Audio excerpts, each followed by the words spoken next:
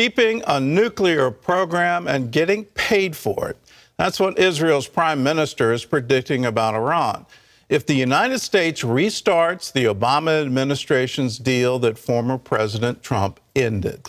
The United States is back at the negotiating table with Iran, and lawmakers fear a new agreement could pump billions of dollars into the Islamic regime. That could fund terror groups across the Middle East. Chris Mitchell reports from Jerusalem. Israeli Prime Minister Naftali Bennett challenged world leaders to not give in to what he calls Iran's nuclear blackmail. Iran will be arriving at negotiations in Vienna with a clear goal: to end sanctions in exchange for almost nothing. Iran won't just keep its nuclear program. From today, they'll be getting paid for it. There are those who think they deserve to have their sanctions removed and hundreds of billions of dollars poured right into their rotten regime. They're wrong. Iranian negotiators came to Vienna with a demand for America. If the United States comes with the removal of the sanctions, it can certainly receive the ticket for returning to the nuclear deal's negotiations room. Otherwise, it will continue to remain outside of the negotiation table. The White House says the goal is a return to the 2015 agreement. Our objective has not changed. It remains a mutual return to full compliance with the JCPOA. This is the best available option to restrict Iran's nuclear program and provide a platform to address Iran's destabilizing conduct. The question for some is whether Iran will try to exploit the U.S., weakened in many eyes by the disastrous Afghanistan pullout. A number of Republican congressmen and women sent a letter to President Biden and warned re-entering the JCPOA would give Iran's regime access to approximately $90 billion in assets held abroad. That could fund terror groups across the Middle East, including Hezbollah in Lebanon, Hamas in Gaza, and the Houthis in Yemen. In 2018, the Trump administration got out of the agreement and imposed severe economic sanctions, crippling Iran's economy. Former Israeli ambassador to the UN, Danny Danon, tells CBN News lifting those sanctions will bolster Iran's influence in the region. It will bring instability and chaos into our region. Already, with sanctions, they provided billions of dollars. So just imagine what they would do when they will have so much money in the next few weeks if the sanctions will be lifted. And in the long run, it means that they will continue to invest in their military ambitions to have nuclear capabilities.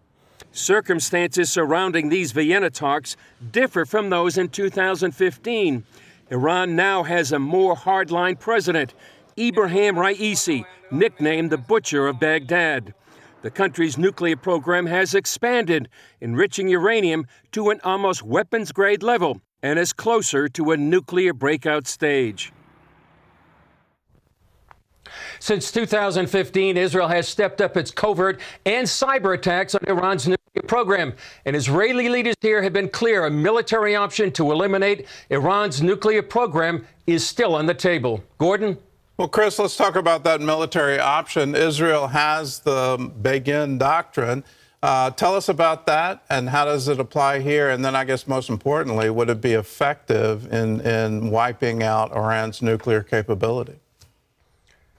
Well, it's a great question, Gordon. I think a lot of people are aware of the Begin Doctrine. It comes from former Israeli Prime Minister Menachem Begin. That was back in 1981. He ordered the destruction of Saddam Hussein's nuclear reactor. He said at the time, Israel can't afford that any of its neighbors will develop a weapon of mass destruction. And then Prime Minister Ehud Olmert destroyed a Syrian reactor in 2007. Now, Danny Danon, when we talked to him, Gordon, he said Israel has the determination and the capability to hit Iran's nuclear program, and they don't want to repeat the mistake of North Korea. That's what happened one morning. The world woke up to a nuclear North Korea. So Iran, on the one hand, is negotiating in Vienna. On the other hand, it's pursuing nuclear weapons. So and by the way, Gordon, on the eve of the talks, the Iranian military spokesman said the goal of Iran is to erase Israel and exterminate the Jews. So Israel can't afford to sit idly by. That's why the Begin Doctrine is alive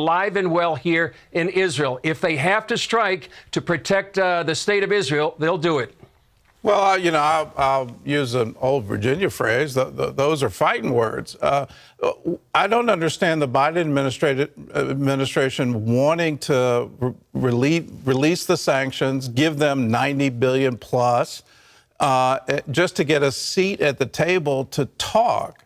Do they not hear what they're saying? Do they not understand that Iran's ultimate goal is to wipe Israel off the map? They seem to ignore that or dismiss it, Gordon, it seems. Right now, we're looking at sort of the Obama-Biden 2.0. That's when they negotiated the original 2015 deal. Right now, as Jen Psaki said at the White House podium, they think diplomacy is the way to go. But if you don't have any legitimate military option to deter Iran when you go to the negotiating table, and that's what the Trump administration was preaching, it seems that Iran won't listen. Right now, they're sort of playing a double game. They're negotiating, but they're also continuing to pursue nuclear options and, strikingly threatening Israel to wipe it off the map.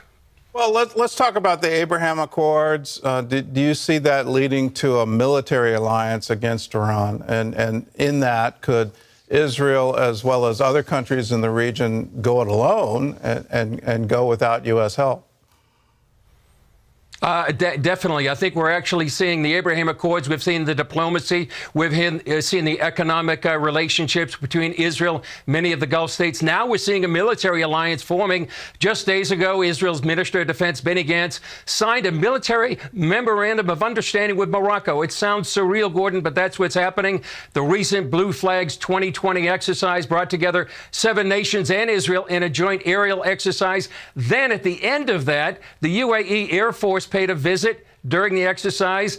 After that, the head of the Israeli Air Force went to the UAE. There was also a joint naval exercise with Israel, Bahrain, the UAE, and the U.S. So all these, Gordon, are examples of how a military alliance is forming in the region as an alliance against Iran. But there's a caveat, and that's what Danny Danone told us in our interview earlier today.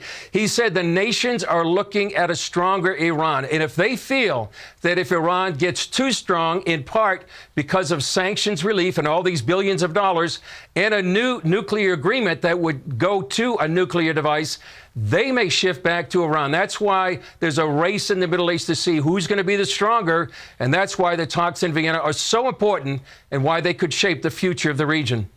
Well, they are enormously important. So, Chris, thanks for the report, and I'll just underline how serious this is. If Iran gets a nuclear weapon, it's a game changer in the region.